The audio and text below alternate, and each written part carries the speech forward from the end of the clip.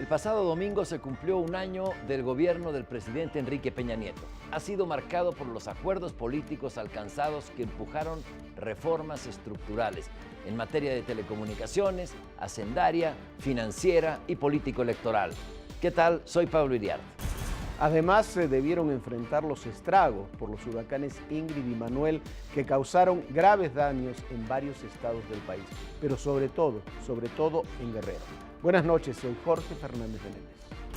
Otro punto que no ha dejado de preocupar al gobierno federal es el combate al narcotráfico y las llamadas autodefensas que han surgido en respuesta a la falta de acciones de los 3 niveles de gobierno para combatir la inseguridad. En este marco, Michoacán se ha convertido en un punto rojo en el que la administración peñista ha puesto gran interés debido a la descomposición política y social que se ha presentado desde hace años. Otro ingrediente son las protestas de los maestros miembros de la Coordinadora Nacional de Trabajadores de la Educación que buscan revertir la reforma educativa y que se han apostado en el Distrito Federal desde hace más de 4 meses. La economía, que se vio amenazada por una recesión, no ha resultado como se esperaba. En un principio, la Secretaría de Hacienda proyectaba un crecimiento del Producto Interno Bruto de 3.5%, sin embargo, tras 4 ajustes, la última estimación al día de hoy es 1.3%. Yo soy Esdras Chabot y esto es México Confidencial.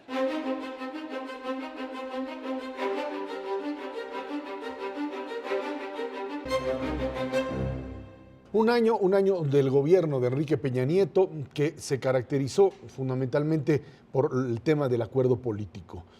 Jorge, Pablo, creo que esta idea del Pacto por México, que bueno, cualquiera puede decir que fue el que inició con ello, fue algo así como un verdadero golpe de timón en términos de la posibilidad de realizar alianzas. La izquierda, la derecha, por razones incluso propias de cada uno de los partidos, se inserta en esta idea de negociar junto con el gobierno una plataforma común y esto va avanzando independientemente de los golpes que pues, se van dando en medio, una elección además a mitad de año. Y para finalizar este año el pacto empieza a decir hasta aquí llegamos, porque la contienda política dentro y fuera de los partidos parece que le da la parte final o cierra el ciclo del pacto, ¿no? Bueno, todos los pactos, Pablo, tienen una fecha de caducidad. Ningún pacto de estas características se hacen a largo plazo en realidad. Nadie está pensando en España que el pacto de la Moncloa iba a seguir mucho más de 1 o 2 años, que era el periodo de implementación de las reformas que se tenían que hacer. Este pacto tenía que concluir y concluyó en los hechos, puede ser que tenga algunos estertores, pero concluyó en los hechos donde tenía que concluir, que era la reforma energética. El PRD era evidente que no iba a ir a una reforma energética con reforma constitucional. Sin cambios constitucionales, la reforma energética no tenía razón de ser para el PRI y el PAN. Bueno, ese era el límite del pacto. Sin embargo, creo que permitió el pacto algo muy importante en este primer año de gobierno de Peña Nieto, que es retomar una iniciativa legislativa, un ciclo de reformas legislativas y constitucionales que el país tenía detenido desde 1997 por lo menos, ¿no, Pablo? Sí, a mí me parece un proceso a través, el pacto como un instrumento para un proceso de cambios y de modernización vertiginoso. No lo aquilatamos ahora porque los resultados no están ahora, pero a la luz de los resultados de las mediciones internacionales de nuestro desempeño educativo, o sea, la reforma educativa era imprescindible. ¿Y por qué no lo aquilatamos todavía? Porque hay que empezar por la A, hay que empezar por contar los maestros. No sabemos cuántos maestros ni cuántas escuelas hay. Es decir, el proceso que se ha echado a andar, lo vamos a ver sus resultados mucho más adelante, pero me parece que son históricos. La reforma educativa y la reforma energética, por lo menos. Y rompe el ciclo de atorón legislativo, creo que esa es la parte fundamental. Esta posibilidad de encontrar interlocutores con los cuales poder negociar. Esta idea, además, de que la negociación política era vista siempre como algo pues negativo, ahora que el PRD decidió salirse de la reforma política, que quizá es todavía más complicado, esperaban que se saliera en la energética, no que aventara en los trastes en la política, ¿no? Pero bueno, aventaron todo ahí. Te das cuenta que hay todavía incluso muchos perredistas que dicen, no, espérame, este pacto no está muerto porque esto es lo que nos da interlocución, posibilidad de hablar con alguien, y ahora pues está el riesgo de que una negociación PRI-PAN vuelva otra vez a sacar a uno de los actores principales. Los riesgos de tener esta estrategia tan positiva, tan productiva. ¿Te preocupa eso? Pues la verdad es que yo no sé si me preocupa o no. Lo cierto es que hay que manejar otra dimensión distinta de la negociación política, ¿Sabe ¿no? qué? Ahí, en relación un poco a lo que decía Pablo, yo creo que tenemos, ese es un trauma nacional, ¿no? De que si se negocia en lo Así es. oscurito y algo. Pero por otra parte tenemos otro trauma nacional, que todo tiene que salir por consenso y por unanimidad. No funcionan así las democracias. Para eso hay partidos, hay mayorías, hay minorías, hay reformas que se tienen que lograr, las constitucionales, por una mayoría calificada de 2/3 partes del Congreso y la mitad de los congresos locales.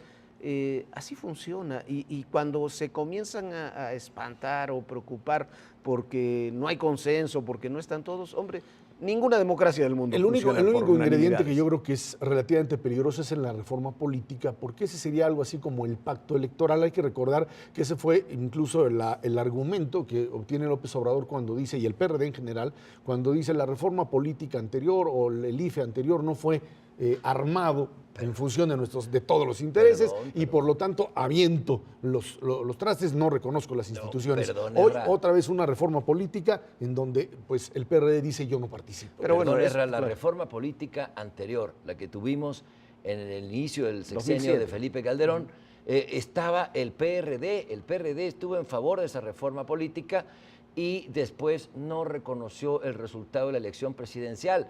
Es decir, estos consensos para las reformas políticas, para que todos estemos de acuerdo en los resultados, es mentira. Mientras haya un candidato presidencial que no esté dispuesto a aceptar las reglas de la democracia, si es que pierde, entonces no vamos a ningún lado. No me preocupa en lo más mínimo que el PRD en esta ocasión se haya salido de la reforma electoral. No, yo creo que yo estoy de acuerdo. En 2003 fue cuando, cuando el exacto. PRD no participó en la Sí. reforma electoral. Participó en la de 2007 porque además fue una reforma electoral a imagen y semejanza de Lo lo que que él estaba quería. planteando Así es, lo el que PRD. quería. Pero además hay que recordar una cosa, en aquella ocasión se planteó y salió esa reforma política que tuvo algunos aspectos positivos, otros no, como una suerte de acuerdo para que después saliera la reforma energética que ahora tampoco estamos salió. planteando y que tampoco salió. Salió una descafeinada terrible. A mí me parece, la verdad, me parece más importante que el PRD esté o no en la reforma política o en la reforma energética. Lo que me parece importante es que la reforma energética pueda salir, que pueda salir una reforma política donde la podrá apoyar o no el PRD, pero los puntos que planteaba el PRD están todos ahí. El único punto que no está, que es parte de que no se hayan quedado en la negociación, es convertir el Distrito Federal en un estado, algo que a mí, por otra parte, no me termina de quedar claro. Así, y otra parte interesante por la cual argumentan es las famosas cartas ciudadanas, es decir, la posibilidad de que haya una consulta popular, una consulta ciudadana en el 2015 sobre el tema de reforma energética, que sería un intento de, bueno, hagan su reforma energética, hagan lo que quieran, y en el 2015 o 2016, con una consulta, la podemos echar para atrás. Algo que, por supuesto, ni PRI ni PAN estarían dispuestos a hacer. Ni la lógica ni el sentido común, hacer consultas ciudadanas sobre leyes ya en aprobadas. vigor, es decir, se acaba la certeza jurídica en el país para siempre. Ya Yo no creo tengamos que- Congreso, perdón, cada quien haga lo que quiera. tengamos No un tiene sistema de sentido, consultas no tiene sentido ciudadanas. tener y ya. Congreso. A mí lo que me llama poderosamente la atención es que, no obstante que Enrique Peña Nieto ganó por 6 puntos, bueno, que es mucho en estas épocas, pero no es una mayoría absoluta, se hayan logrado hacer tantas reformas y estén en pie tantas transformaciones como las que se han hecho en un año de venir de un pasado reciente en que estábamos absolutamente enfrentados, absolutamente colisionadas todas las fuerzas políticas. Y no le podemos dar ahora el valor que tienen esas reformas, porque sus resultados, te lo insisto, no se van a ver ahora. Si pasa la reforma energética como tendría que pasar antes de fin de año, esto va a tener un cambio profundo en la economía del país, en los ingresos, en las inversiones. La reforma educativa, que los maestros cedan la rectoría de la educación al Estado, me parece una transformación profunda y realmente genuina y loable. Es una reforma laboral educativa. Hay gente que Indispensable. dice, para poder indispensable, avanzar hacia la otra, que indispensable. sería la educativa. Ahora, como tal, ahora ¿no? también Eso sí. hay que poner los límites. El ciclo de reformas es un círculo virtuoso, vamos a llamarlo de esa manera. Lo que es importante es cómo salgan las leyes secundarias y cómo se aplican. Ayer decía Carstens, el gobernador del Banco de México decía precisamente que el detalle va a estar, por supuesto, en las leyes secundarias. No hay leyes secundarias de telecomunicaciones, tendrían que haber salido para el 9 de diciembre, no se aprobaron. Las educativas no se aplican. Se les sigue pagando a los maestros. Claro, es un proceso muy amplio, muy complejo. Lo importante de la reforma energética va a estar en las leyes secundarias, a ver cómo se va. Como en las otras. Como en todas esas. Habrá que ver entonces, cómo procesan reforma educativa en lugares donde la coordinadora es la que tiene. Hasta ahora no se ha aplicado lo que decía Pablo, el censo. No se puede saber en Oaxaca o en Chiapas cuántos maestros hay siquiera. Pero bueno, habrá que ver cómo se procesan esos temas. Pero hay un punto importante. Muchas de estas fueron reformas constitucionales. Y volvemos al tema de las mayorías y las minorías, las leyes secundarias se sacan por mayoría simple. Entonces se va a poder sacar y trabajar, si hay decisión para hacerlo, con pacto o sin pacto, con mucha mayor velocidad en ese tipo de leyes. Y el otro tema que estuvo, por supuesto, dando la vuelta todo el tiempo es el asunto del crecimiento económico. En un año en donde, pues, metidos en el tema de reformas fundamentalmente de orden político, la economía se paralizó por cuestiones de cambio de gobierno, por problemas presupuestales, algo que se revertirá el próximo año y que sin duda cambiará también la fisonomía, la forma de ver una realidad. La reforma sendaria hecha pues casi a modo de la izquierda, veremos hasta dónde le da al país para crecer. Fíjate que yo creo que aquí el PRI pagó, o el país pagó, pues esta curva de aprendizaje en el gobierno. Cuando se dice regresa el PRI, que tenían experiencia. No regresado nadie, todos son absolutamente nuevos. Tenían experiencias en áreas de gobiernos estatales y en funciones técnicamente menores, pero esta curva de aprendizaje ya se pagó y creo que así es la democracia.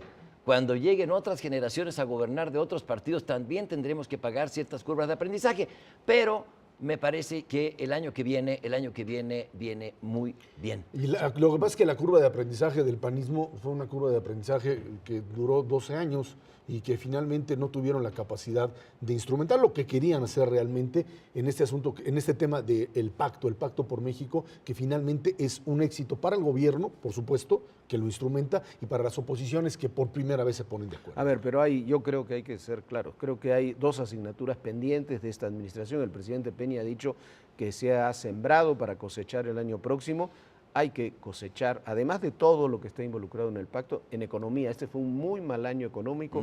Como tú decías, puro aprendizaje o no, los resultados son malos y mucho más allá del contexto internacional. Creo que eso tiene una asignatura pendiente de la administración Peña para el año próximo de que haya un crecimiento real.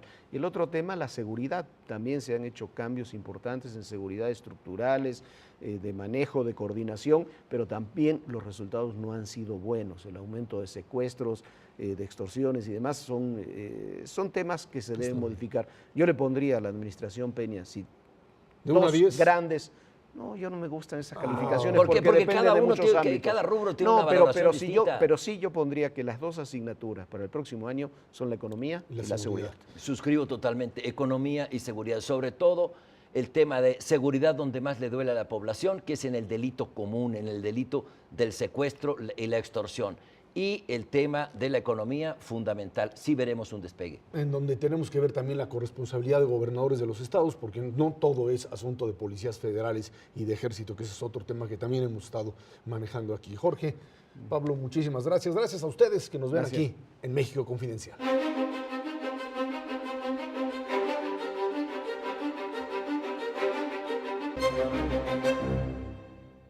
El liderazgo de Cuauhtémoc Cárdenas Solórzano ha regresado al escenario político nacional. Aunque nunca ha estado del todo ausente, el 3 veces candidato presidencial se convirtió en los años recientes en un observador no solo de procesos electorales muy importantes, también de las sucesiones en la dirigencia del partido que fundó, el de la Revolución Democrática, para venir a comprobar que él es el único factor de unidad dentro de las diferentes corrientes que conforman ese instituto político: Nueva Izquierda, Izquierda Democrática Nacional, Foro Nuevo Sol, Alternativa Democrática y el Frente Nacional, Patria para Todos y Todas. Recientemente Jesús Zambrano, al referirse a Cárdenas Solórzano, lo definió como un capital político invaluable del partido.